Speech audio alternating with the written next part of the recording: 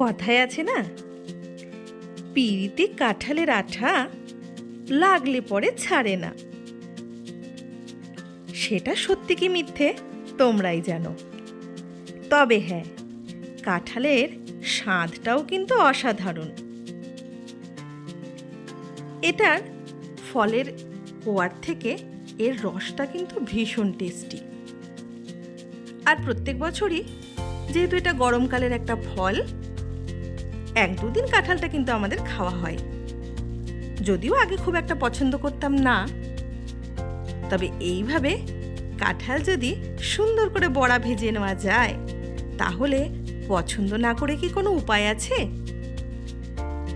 তাল পাকতে তো আর একটু দেরি, মানে তাল পাকার জন্য যে গরমটা প্রয়োজন সেটা বাপু এখনো শুরু হয়নি।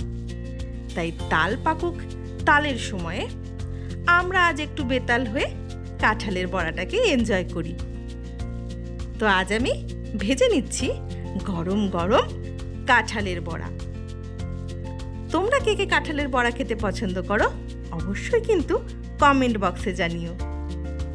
আর হ্যাঁ, যারা যারা পছন্দ করো অবশ্যই আমার বাড়িতে চলে এসো, তোমাদেরকেও আমি মিষ্টি মিষ্টি গরম গরম কাঁঠালের বড়া কিন্তু খাইয়েই ছাড়বো। তা আজকের এই মিনি ব্লগটা কেমন লাগলো কমেন্ট করে জানিও। সবাই ভালো থেকো, সুস্থ থেকো, আর মনে মনে গুনগুন করে কিন্তু গান গেয়ে উঠবে।